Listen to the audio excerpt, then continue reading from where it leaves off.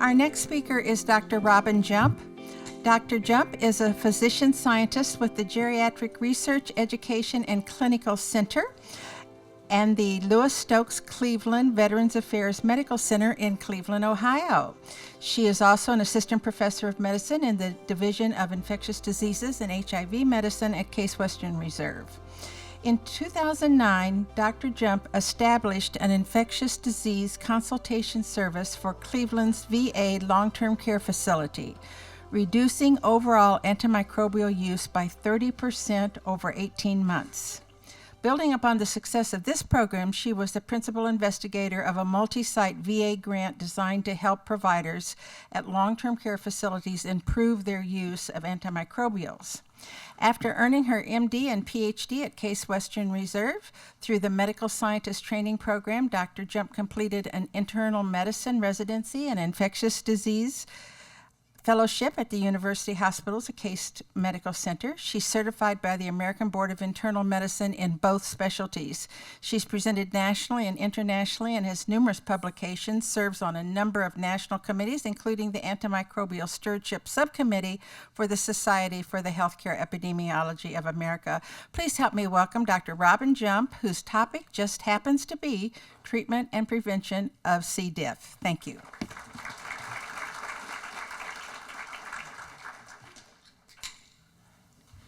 Good morning, everybody. Thank you, all of you, for being here, and for also to the committee for inviting me to be here.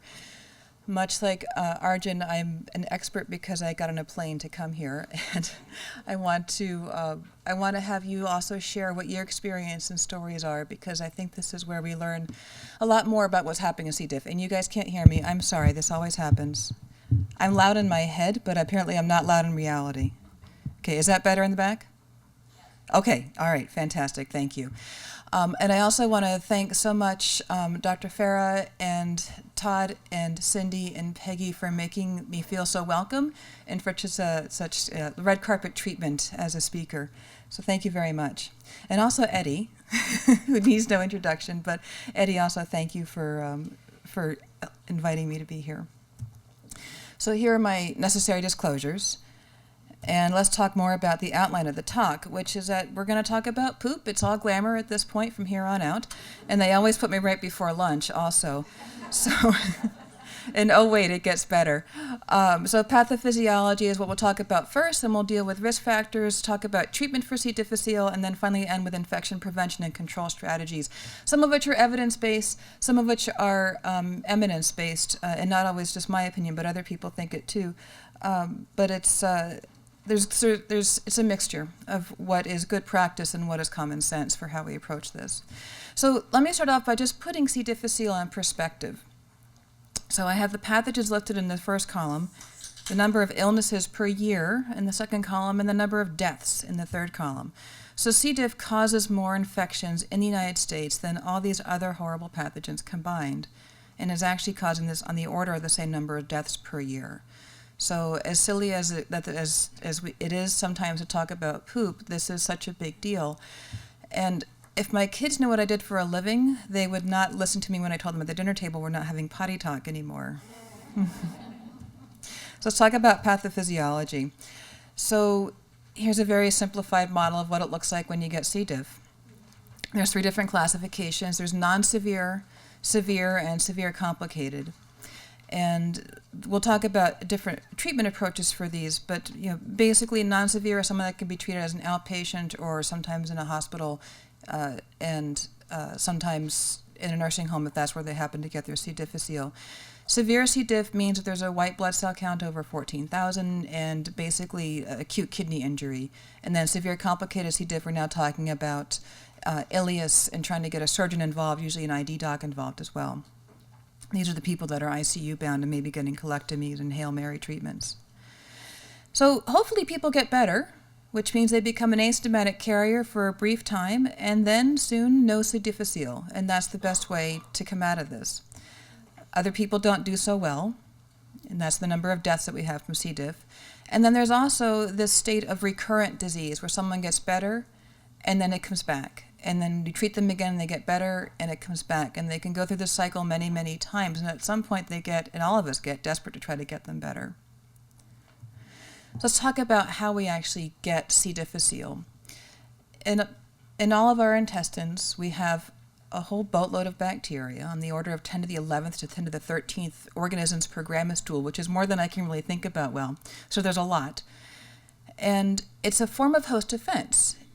They eat the food that we give them, and so they take up the chemical nutrients, and they can starve out pathogens.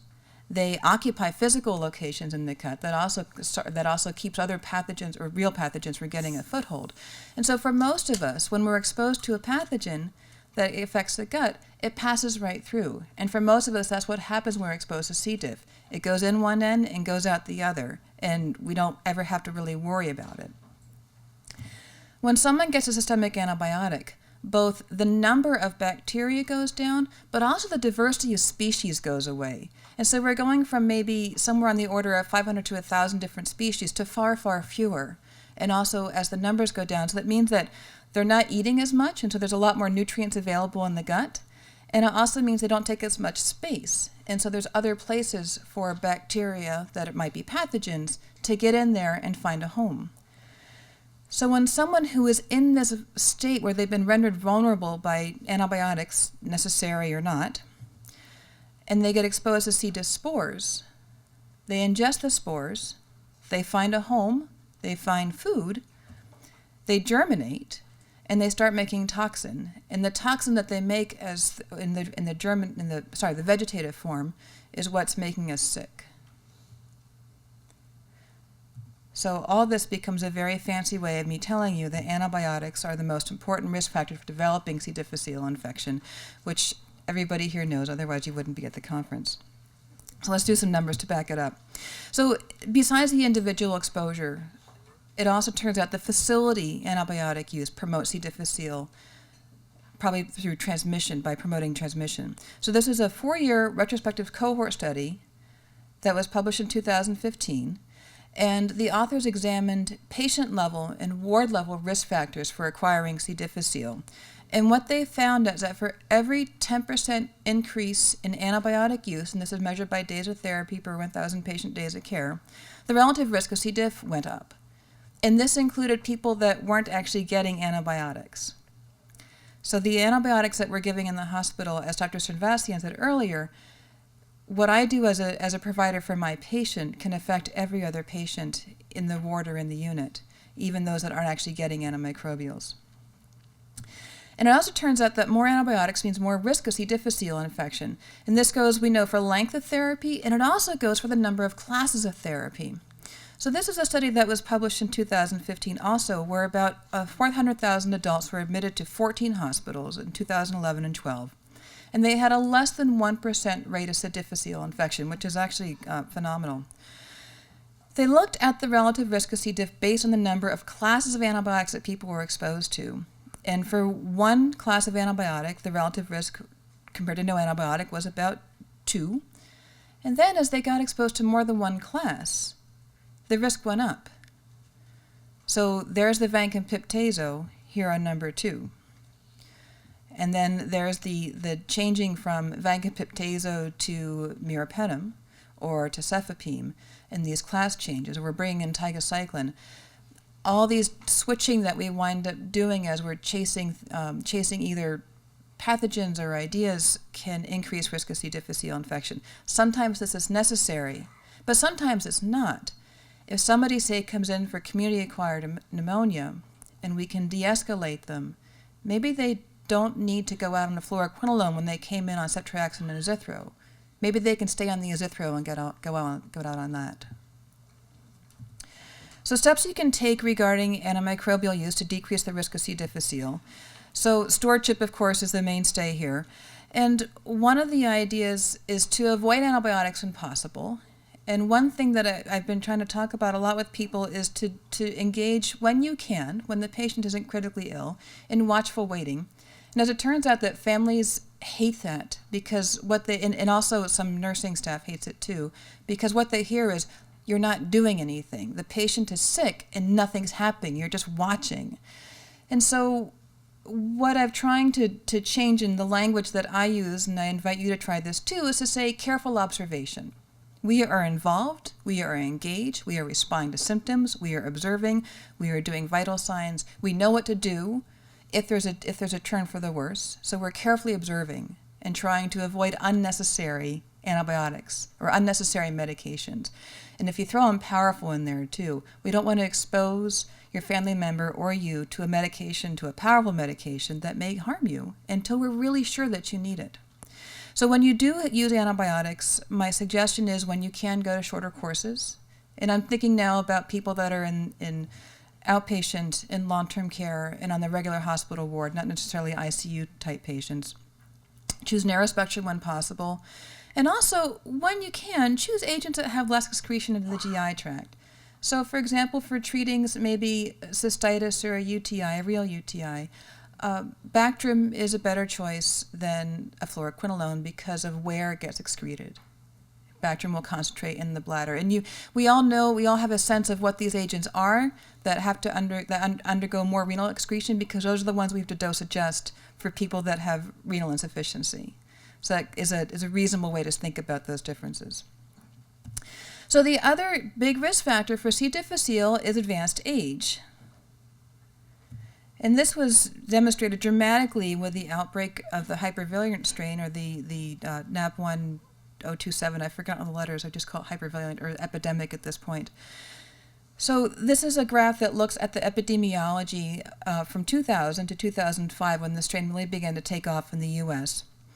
And the entire population together is shown on that black line in the middle. It's the older adults that already had a much higher rate of C. difficile infection. That's the green and then the thick red line on top. And they were also much more affected by the epidemic strain than other populations were. So C. diff, by and large, is a disease of older adults. So why is that? There's a lot of age-related vulnerability. In 2010, greater than 90% of deaths due to C. diff were in people older than 65 years of age. And this seems to be in part because aging leads to immune senescence. As we age, our immune systems just aren't what they were the year previous or the 10 years previous. And that means that there's a poor antibody response, and that correlates to an increased risk of C. difficile infection.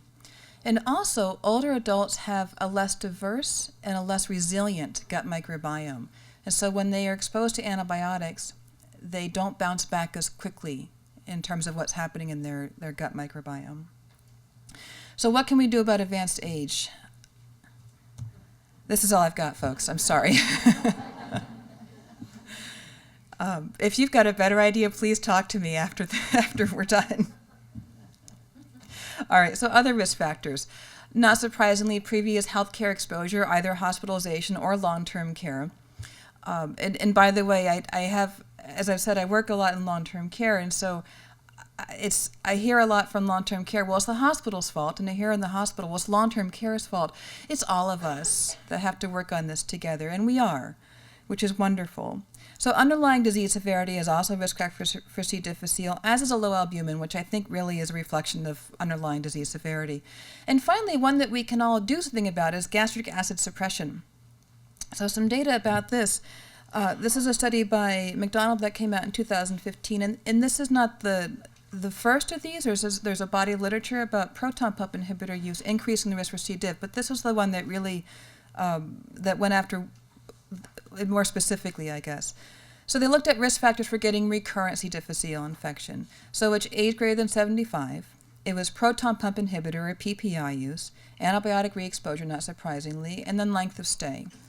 So PPI we definitely all have some influence and control over. So they went and looked of the 200 people that were in their study, what was the indication for being on a proton pump inhibitor, and for half of them there just wasn't one. And so sometimes house staff will write for a proton pump inhibitor because they're just patients coming to the hospital, and that's what we do. That's something that we can try to work on and change that behavior.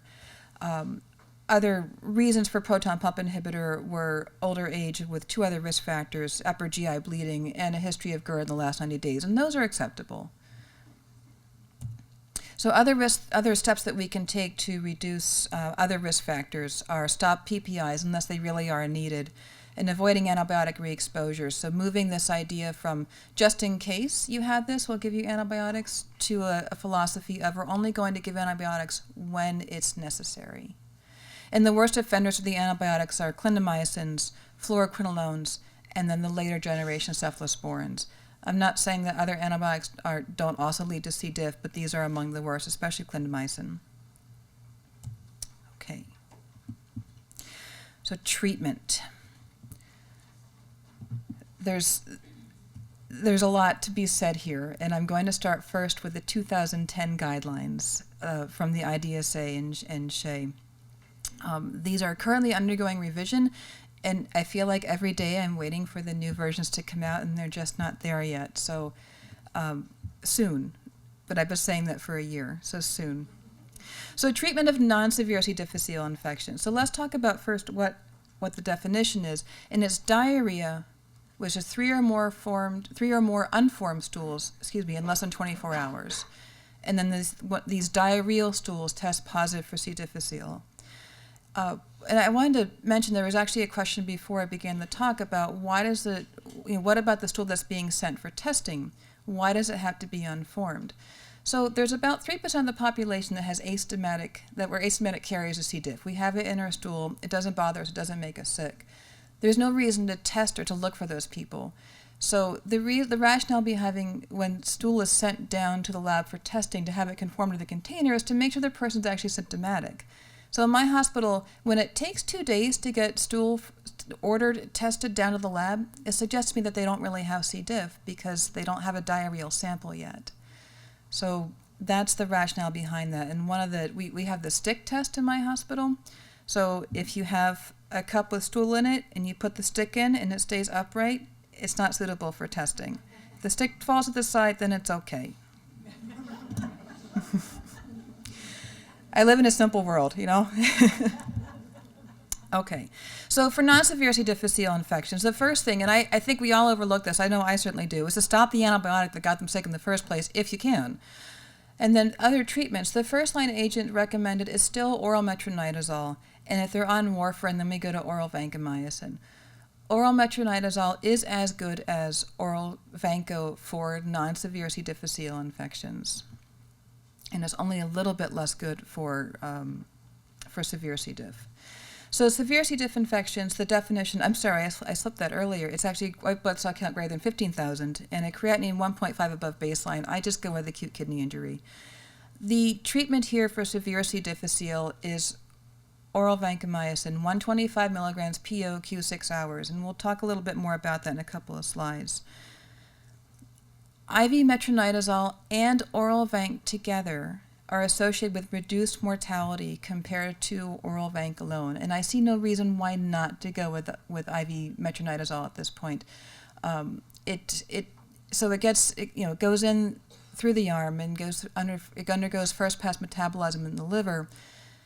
Some of it gets in the GI tract, but it also from liver metabolism, but it also gets in the leaky gut and then gets in the lumen of the intestine where it needs to go to actually fight the C. difficile. So in a way, it's a self-tapering medication when people are getting it as an IV form. Okay.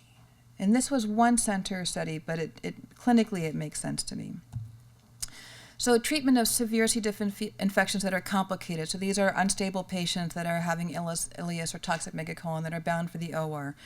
So here's where the evidence is not so good, and there's a lot of, witchcraft that goes into trying to figure out how we're going to treat these folks. Things are getting better, but it's still, it's a kitchen sink approach sometimes.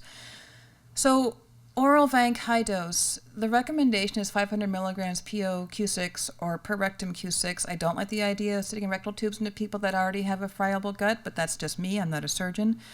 500 milligrams isn't really better than 125, but I think it makes us all feel better.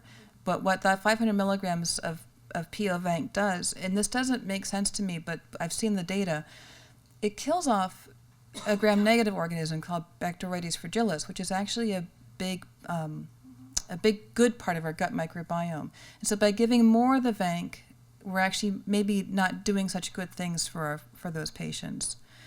So treatment here, IV metronidazole, a reasonable dose of oral vancomycin, and then people at one point were doing IVIG. That's fallen out of favor. Tigecycline tends to be a Hail Mary approach, and there's all sorts of other things that we're doing now, and I'll get to those.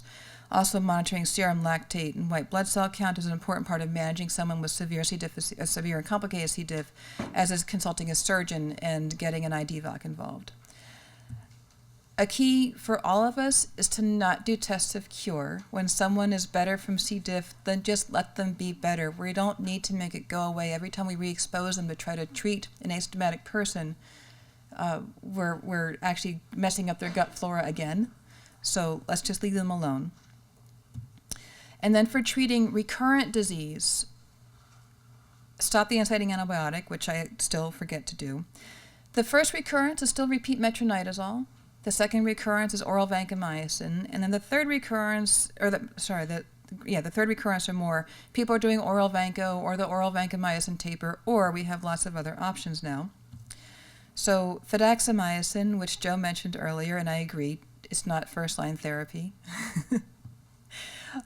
This is an agent that's active against C. difficile, but spares other members of the gut microbiome. The treatment outcomes for recurrent C. difficile are equivalent to that of oral vancomycin, and it does appear to reduce the risk of recurrent disease. And this was trialed in older adults in some large clinical trials. And I just wanted to show you fidaxomicin here. So this little molecule on the bottom, that's penicillin. I'm sorry, that's metronidazole, excuse me. This one's penicillin.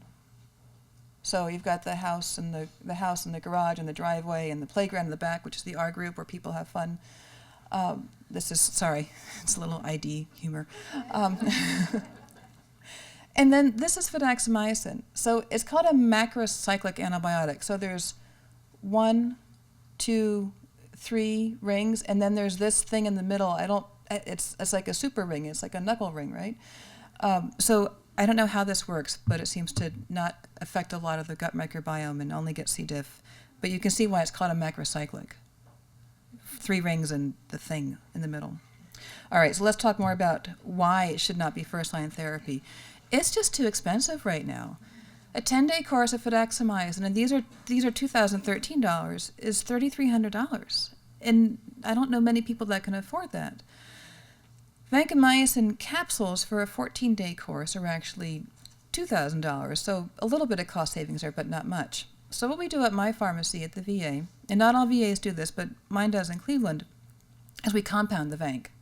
So we take a bag of IV vancomycin, reconstitute it in 100 mLs of D5W is my guess, and divide that into 8 syringes, and that becomes something that goes into the patient's mouth, squirt 4 times a day, and it's about $40 for the entire 14-day course. And there's so much cost savings is that we will actually FedEx the vanco to somebody's house if they've gone home on oral vanco, rather than gives them the capsules. So it's a huge cost saving. It works. I think it's not all that challenging to do. It depends on what the regulatory bodies are for your hospital or your pharmacy as to what they're allowed to do for the compounding.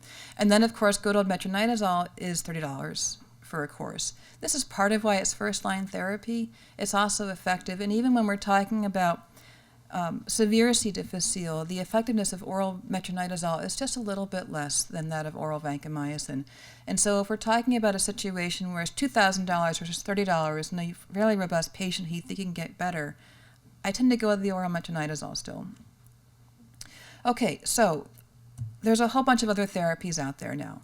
And fecal microbiota transplant, I'm sure is something that you've all heard about, though maybe not with a great deal of welcoming to it. So the bottom line here is that this is administration of feces from a healthy donor into someone that's got C. difficile infection. It works. People get better in 1 or 2 days.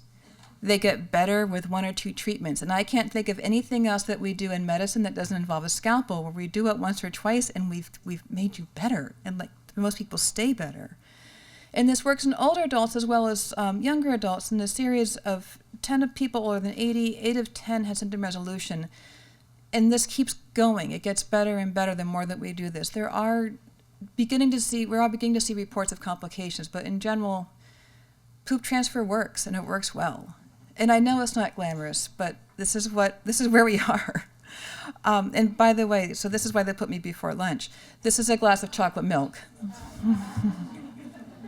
It doesn't look this bad. But wait, it gets better. So, yeah. Now we can do frozen poop transplants. This is a randomized, non-inferiority study of 232 adults that all had refractory C. difficile infection. So they had, instead of using fresh poop, they used frozen poop that was thawed and then underwent then had the fecal microbiota transplant, and it worked as well as the fresh stuff did. So now we can have a freezer full of poop. We can have preferred poop donors, which I know sounds silly, but it makes sense because they can be screened for things like HIV and hepatitis A before they do their donation, and so that works out well. And it's a cost-effective and well-tolerated strategy. So rather than have someone come back in the hospital for a third or fourth or sixth time for their C. diff, or have to stay in nursing home, or have to be in isolation, if on their second or third recurrence they're willing, and we're willing to offer, and they're willing to accept FMT, I mean, if I failed oral metronidazole, I'd go for it. So there may be people that are interested in starting your own center of poop excellence, which I think would be a fantastic thing to do. And there's actually some guidelines about this now, and that's in your slides. And I had to say, so I get to stand up here and joke about it because I don't actually have to do it. It's the gastroenterologists in my hospital that actually do the fecal microbiota transplant, and that it's under ID. It's in partnership with ID, but they're the ones that do it because they're doing this by colonoscopy, which means they can bill for it, which is why the ID doctors don't, because we don't know how to bill for things like this. We don't do procedures other than a chart biopsy. So, and it gets better. So if I didn't ruin ice cream and chocolate milk, now I can at least attack Easter eggs. So now we've got poop pills. This is oral, capsulized, frozen fecal microbiota transplantation. The capsules are stored at -80 degrees. The treatment is made from a single donor. There's a trial on 20 patients with a wide age range, and they take 15 capsules a day over a 2-day period. It's really well encapsulated in lots and lots of the gelatin, so it's not as impalpable as you might think, and it worked. And again, honestly, I'd do it if metronidazole didn't work first. This is still somewhat experimental. People are still kind of learning how to do this, but it's gaining more and more acceptance. And here's part of why it works. So this was a study that came out of, I think it was China, and it was a case report. Yeah, it's freeze-dried. So they use freeze-dried poop pills. And the first two bars on the left-hand side of your graph are showing the donor stool and then the donor feces after it was freeze-dried. So what you can see there is that it's really different from that third bar, which is the woman that had Crohn's disease and refractory C. difficile infection. So that gut microbiome is very different between the two people. And when she received the freeze-dried poop pills, she got better, and her gut microbiome changed dramatically, and her C. diff went away. So this is how it works. This is why the fecal microbiota transplant works, is because all at once we're repopulating the gut with all those lovely, diverse, and increased numbers of bacteria. They get back in, and they eat up the food, they occupy the physical locations, and they can chase the C. diff out. So with freeze-dried poop pills, now actually my mentor, Curtis Gonski, is doing this. He'll send the freeze-dried pills to the patients by mail, which I think is fantastic. So they can do their prep at home, they can take their pills at home, and that leads me to the question of a famous company.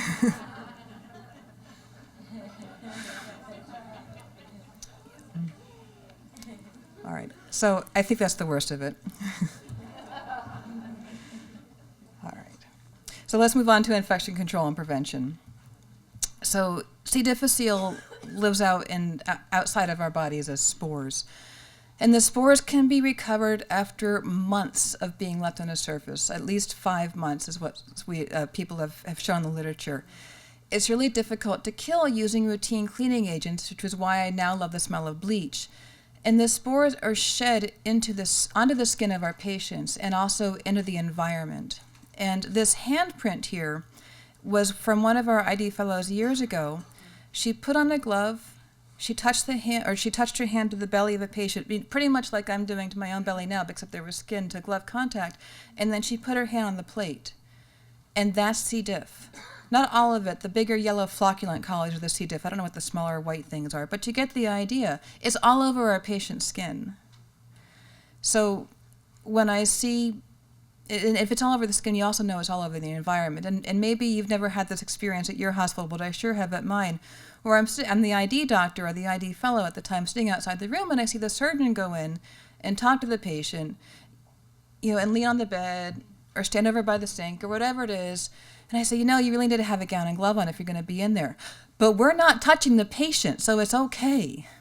I want to tell them that you're a testament to medical care. Yeah.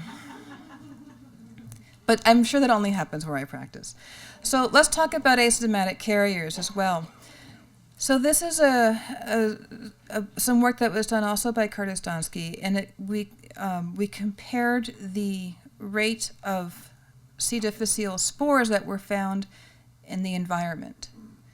And it compares people with actual C. difficile infection or C. difficile associated disease, you can tell it's an older paper, and asymptomatic carriers and non-carriers, and they swabbed the call button, the bed rail, the table, the telephone, and basically for people that actually have C. difficile, there was an 80% detection of spores somewhere in the environment. For people that were asymptomatic carriers, it was 60%. And for people that didn't have C. diff, it was about 20%. So as many of you have heard before, and I was reminded of this morning by Alex, we all live in a world that has a thin veneer of poop everywhere we go, especially in the hospital. And there's C. diff there too. Okay. So for nursing home onset C. difficile, this is another study that was done by Dr. Donsky, but also we look at, there's other people that have found this to be true.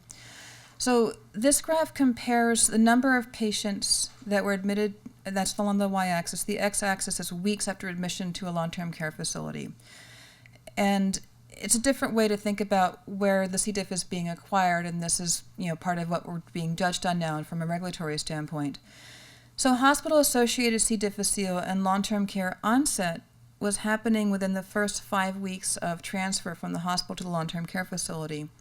And then later on, after that kind of time point there, that break point, then they're classified as being long-term care associated without antibiotic exposure or with antibiotic exposure, but a long-term care, pointing the finger at long-term care for the onset. And it seems that what's happening for these patients that leave from the hospital vulnerable and get to the nursing home where they're exposed to C. diff spores is that we create, between two locations, we create the perfect storm so that people can develop C. difficile. So this is part of why it's all of us working together, hospitals and nursing homes, to try to reduce the rates of C. difficile. So in terms of infection prevention and control, one way that we can try to improve how we deal with C. diff is to extend isolation. So this graph looks at the proportion of people that have C. diff contamination on their skin and the time after resolution of their diarrhea along the x-axis. And so even a week after their diarrhea has resolved, about half of the patients or residents still have C. difficile spores on their skin, which suggests that this idea of letting them out of isolation or contact precautions 2 days after their diarrhea resolved may be too quick. We may need to extend that and go longer. If it's working at your institution, stick with it. If it's not, maybe 7 days or 10 days, or until they're discharged if you're in a hospital, is another way to think about this. This doesn't work well in long-term care, because in long-term care it's supposed to be a home-like environment, and you can't tell somebody you have to stay, who's 80, you have to stay in your room for the next 2 weeks.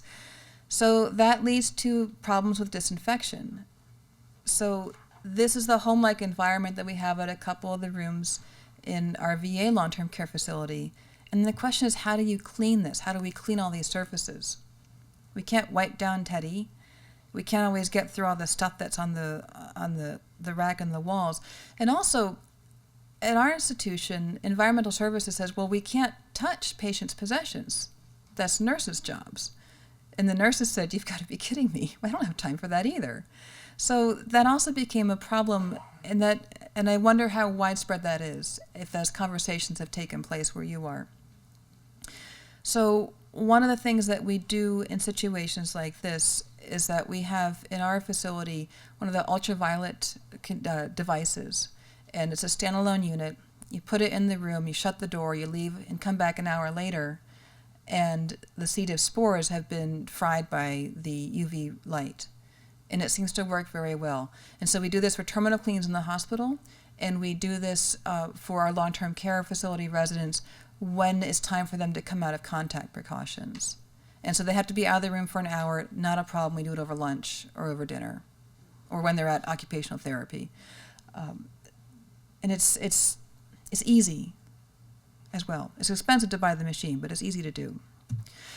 So things that we can do for infection control to minimize transmission by patients or residents is to, of course, put people in a private room if we know they have C. difficile or if we suspect they have C. difficile. And usually, from a hospital perspective, the person with the disease or the person who's complaining is the one that has to leave. I don't think for C. diff that's always good policy. If I have C. diff and I leave, and poor Alex is left in the room, he's still going to be exposed to the spores that are left behind. So doesn't it make more sense to have Alex go to the clean room and leave me behind in my own fecal veneer? Not that Alex and I are roommates. He was just the first guy that I saw to pick on here in the audience. We're very liberal in Cleveland, So encouraging hand hygiene among all staff and among the patients and the residents, the residents. When I say residents, please forgive me, I'm thinking about long-term care, but we should encourage our resident physicians also to wash their hands. So hand hygiene with soap and water. Soap and water, actually it's the water and washing under the faucet that gets the spores to come off the hands. They're very sticky. They really like our skin a lot, more so than many other germs. And if you can't do soap and water, then alcohol hand rub isn't a bad thing to do. It's not as effective, but there is some evidence to say that it's okay. I would still choose soap and water any day, but if all you can get is hand rub, then it's okay. All right, extending isolation we talked about. And so this isn't evidence-based, but gosh, it sure made sense. Having people that are using common equipment go to use that common equipment at the end of the day, and then thinking now about long-term care facility and rehab and occupational therapy and physical therapy. And this was something that was implemented at a nursing home in my region. C. diff patients go last. And then they can wipe down the equipment with bleach, and the next morning the room is ready to go for the people that don't have contagious diseases. Okay, other things that we can do. Did I miss one? Okay, sorry, I think I jumped ahead of myself to minimize transmission by staff with soap and water. Single-use and disposable equipment, so no rectal thermometers is a big one here. We do single-use, assigned thing, like assigned blood pressure cuffs per room, or the Hoyer lifts. They get those, the one bed or one lift per patient, and then those get laundered before they come back into circulation. That's a dedicated equipment. And then also a lot of education to the staff. Annually is the minimal that should be happening. And especially for high turnover staff, I'm thinking here about nurses' aides, where they're in a job for 3 months, 6 months before they move on. They don't get institutional memory as a group, as a workforce. So we have to keep giving them education on a very regular basis, like every 3 months or 6 months. And also including environmental services in this education as well. They don't often understand how critical their role is in preventing transmission. They often don't get rewarded for what they're doing when they're doing a good job, but they sure do hear it when things don't go well. So I think rewarding them for good cleaning is important. Contact precautions with gown and gloves. At my facility, for a long time, we didn't have these things available at the door. I had to go down the hall and then come back and get them. And so I would carry them in my pocket. I'm only seeing one patient at a time. Our poor nurses that are seeing, 4 or 5 patients at a time, that really it's a work burden. It's a workflow burden. So now everything's available at the door for us. Also, designating someone on every shift to replenish the supplies and make sure they're there. how many times I've had, I can count from the last time I was on rounding, which was last week or this week. At least 4 patients out of the 20 that I saw, I had to go find the equipment. I had to go find the gown and glove because it wasn't available at the door. The gloves were there, but the gowns weren't. So having someone replenish that on every shift, just make it their job to go around once in 8 hours, so that it minimizes, again, it makes it easier, reduces the barrier of getting a gown on. And then also disinfectant wipes with bleach. Apparently, it's a regulatory mandate that we can't have liquid bleach around as a spray anymore because someone might drink it. I know. So we have wipes. We've got bleach-containing wipes. And those bleach-containing wipes need to smell like bleach. It can't just say Clorox on the outside because Clorox sells some non-bleach things, so you're not going to save money by going to, say, Costco and getting a great big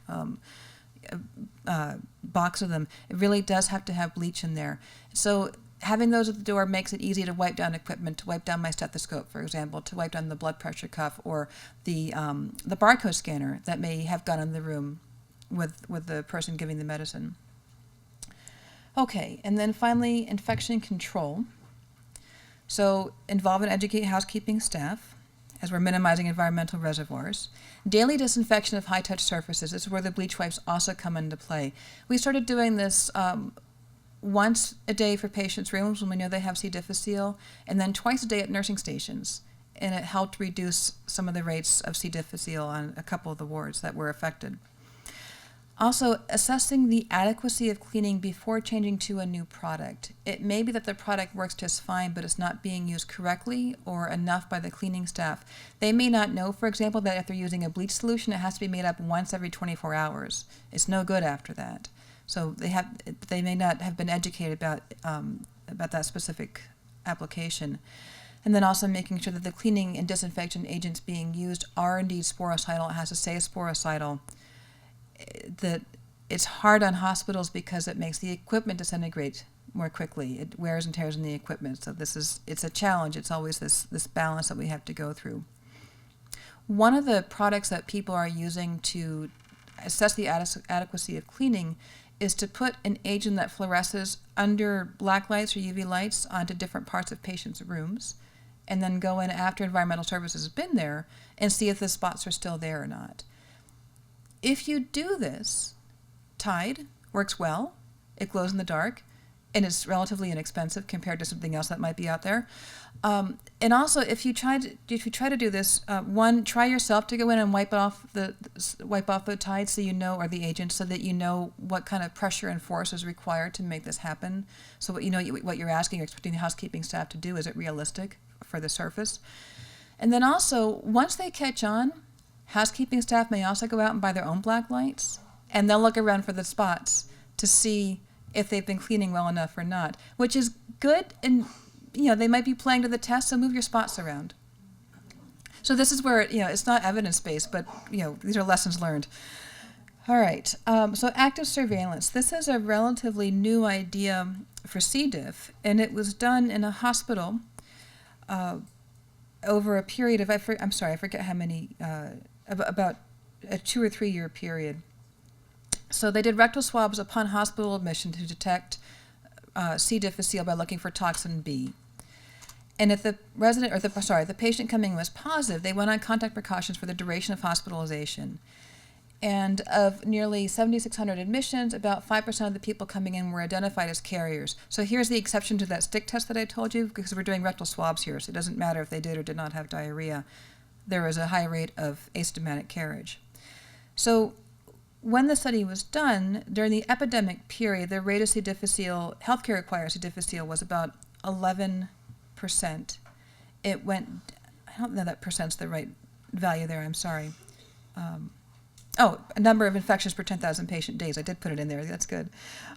So in the pre-intervention period, it was about 7 healthcare-acquired infections per 10,000 patient days. And during the intervention period, when they actually put people in isolation based on a positive C. difficile screen, the rate cut in half.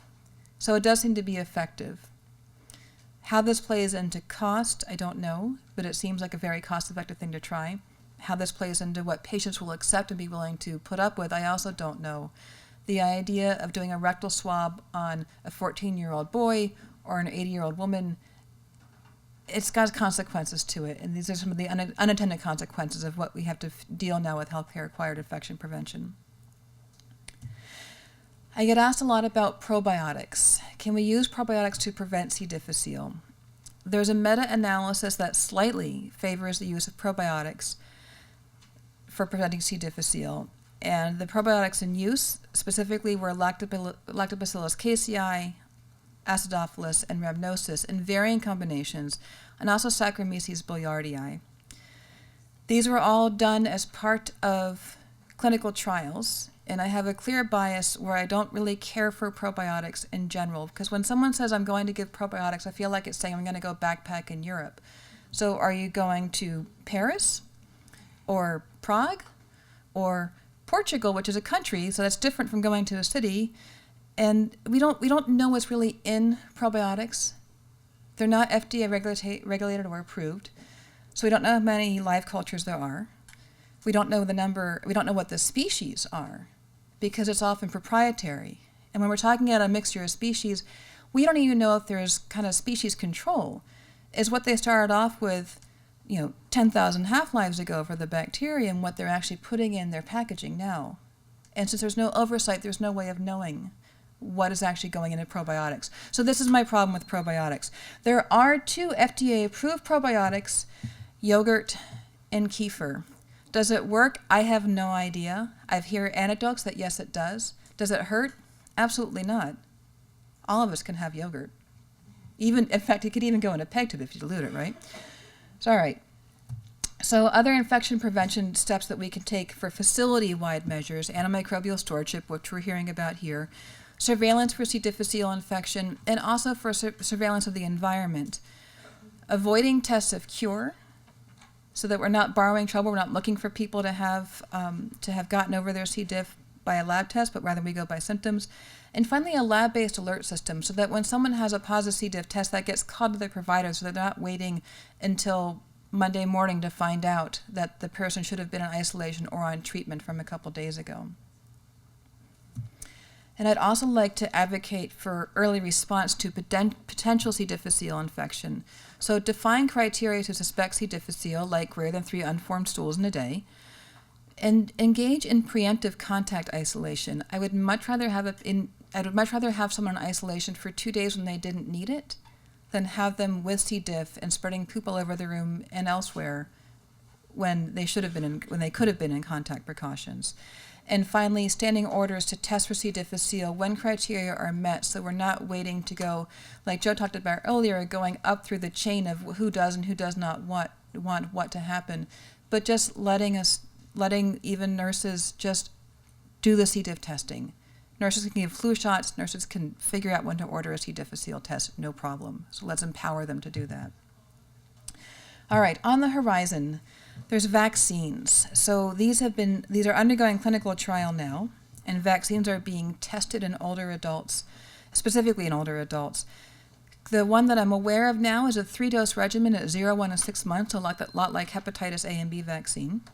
And it works to generate antibodies against toxins A and B, and they last at least through 6 months after the vaccine has been given. And it seems to be well tolerated in terms of the actual injection. Efficacy studies are pending, so we'll know in a year or 2 how well this is going to work. I'm very excited about this. I would much rather do a vaccine and prevent infection than do a fecal microbiota transplant, even though, as you know, I'm a proponent of it. All right. So some take-home messages. Antibiotic exposure is the main risk factor for C. difficile infection. Metronidazole and oral vanco are still the mainstays of treatment. Fecal microbiota transplant is safe and effective. And infection control is especially challenging in post-acute and long-term care settings because we're trying to balance between a home-like environment and infection control practices and principles. And I'd like to end with this message of hope. And I'd be happy to take your questions. Thank you very, very much.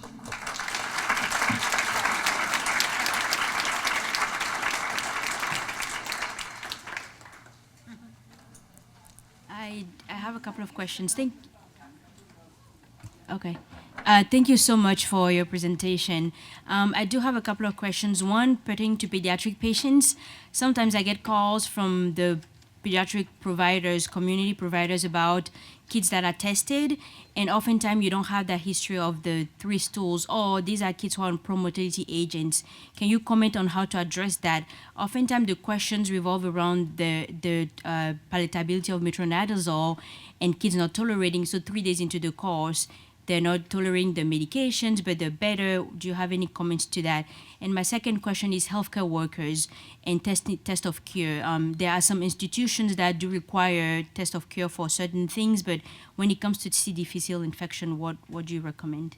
So for the pediatric question, I have to confess that I don't have a lot of experience working with children in terms of medical care. So my approach to this would be, why were they tested for C. diff in the first place, especially if they're on a pro-motility agent? Just because and we see this a lot in older adults too, where they get put on laxatives or tube feeds and they've got diarrhea, then they get tested for C. diff and they get treated for C. diff when they really just had started something that makes have diarrhea. That might be part of what's happening with the pediatric population. If they're not tolerating the metronidazole and they're better, my ID gut sense says, didn't that just stop the poison, stop the metronidazole and let them be? That's not evidence-based, it's just practical, which doesn't always have a good place in medicine. In terms of tests of cure before someone, you're talking about transferring from one institution to another, they want to see someone who's negative for C. difficile. Yeah, I've heard this before and I've encountered this, and it's extraordinarily frustrating because you can tell them about the evidence, but we can't always decide what policies another institution will have. So it's a lot of education. It's talking with their infection control practitioner. Sometimes, you may not get this patient, and we'll have to think twice about whether or not you're an institution that can handle some of our other patients, their complex problems. Sometimes that conveyed threat of no business can be helpful as well. And I think that we also have to maybe ask our regulatory partners to help assist with this, that you can't refuse a patient into your facility based on a history of C. difficile. If they're able to control their secretions, basically, they should be allowed to go. But saying it and doing it are 2 different things. Okay. All right. If there's no other questions, I will leave you to enjoy lunch, which will have chocolate ice cream and chocolate milk. Okay. I'll be happy to take questions off cycle. Thank you.